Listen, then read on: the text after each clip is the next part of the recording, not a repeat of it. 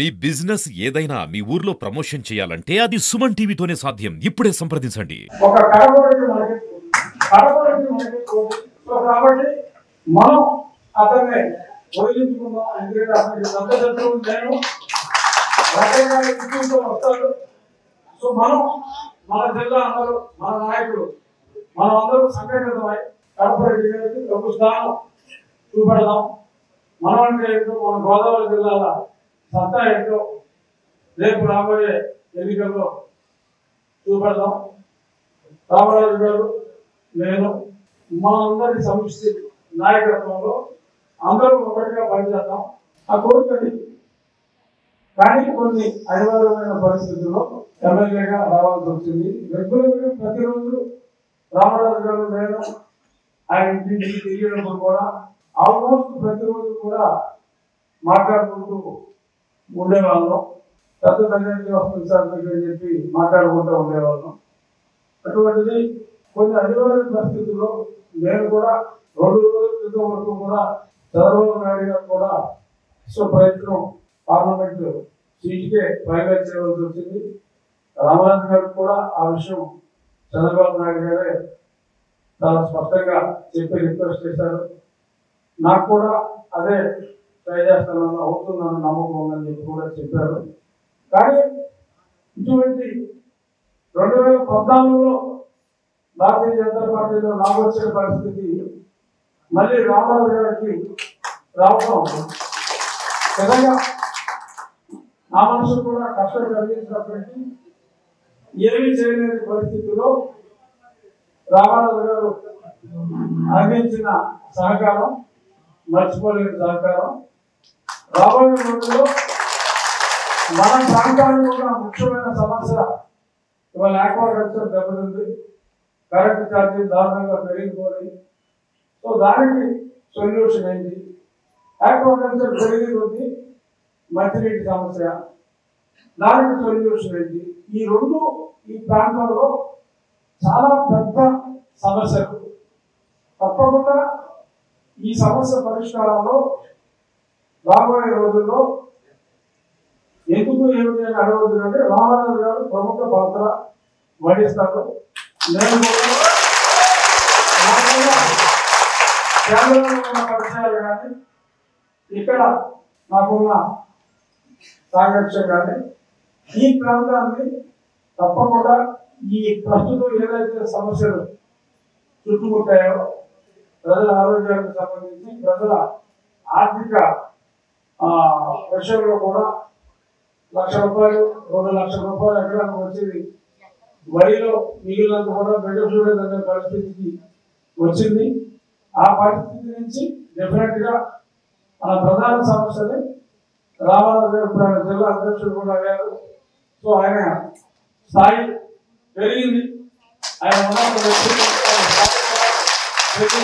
ఆయన స్థాయి మరింత పెరుగుతుంది. మీకు ఒక అదృష్టం ఏంటంటే ఏ నియోజకవర్గానికైనా ఒకడే ఎమ్మెల్యే ఉంటాడు. ఇక్కడ మనకు ఇద్దరు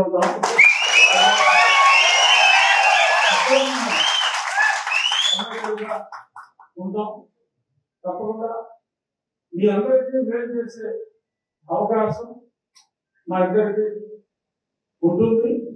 ఈ సమస్యలన్నీ తెలుగుదేశం పార్టీ నాయకులు అందరి సహకారంతో ప్రతి పంచాయతీ తెలుగుదేశం అధ్యక్షుల సహకారంతో మండలాధ్యక్షుల నాయకత్వంలో మేమిద్దరం కూడా మా పేర్లు కూడా ఆల్మోస్ట్ ఒకటే, మా హైట్ కూడా ఆల్మోస్ట్ ఒకటే. నేను కొంచెం కాబట్టి నేనే తగ్గే ప్రయత్నం చేస్తాను. డెఫినెట్ గా మేమిద్దరం మీకు అందుబాటులో మీరు ఆశించిన స్థాయిలో ఆయన ఉంటారు. ఆల్మోస్ట్ దగ్గరగా నేను ముందు ప్రయత్నం చేస్తాను. చాలా మందికి అపోహలు ఉన్నాయి. నేను మనకు కనపడతాను మీకు గోల్కొట్టు విధంగా ఉంటా, మీకు గోల్కొట్టు విధంగా ఉంటా. అందులో ఎటువంటి ఇది లేదు. డెఫినెట్ గా కేంద్రంతో పాల్గొన్నప్పుడు అక్కడికి వెళ్ళాలి. గతంలో నేను ఎందుకు రాలేదంటే దానికి కారణం మీ అందరికీ కూడా తెలుసు. ఒకే ఒక్క వైరస్ కరోనా కన్నా దారుణమైన వైరస్ మనల్ని పట్టుకుంది. ఆ వైరస్ నేను ఢిల్లీలోనే 18 కేసులు పెట్టాను. కొత్త నగరంలో 4 కేసులు, 4 పోలీస్ స్టేషన్లో మళ్ళీ కేసులు కొట్టాను. మళ్ళీ ఆడే గ్రామంలో రాస్తాడు. సరే, ఎందుకు రాలేకపోయినా అన్నది అందరికీ తెలుసు. సో అంచేత అది అర్థం చేసుకోవాలని నేను భావిస్తూ, ఈ రాబోయే ఎన్నికలు ఒక రకంగా చెప్పాలి అంటే ఇక్కడ జరుగుతున్న అసెంబ్లీ ఎన్నిక ఇది నాకు టీవీ నరసింహరాజుకి కాదు, ఇది నాకు జగన్మోహన్ రెడ్డి. రాబోయే తక్కువ రోజులు ఎలక్షన్ గ్రౌండ్ లెవెల్ ఎంతో ఇన్ఫ్రాస్ట్రక్చర్ ఉంది జగన్మోహన్ రెడ్డి గారి పార్టీకి.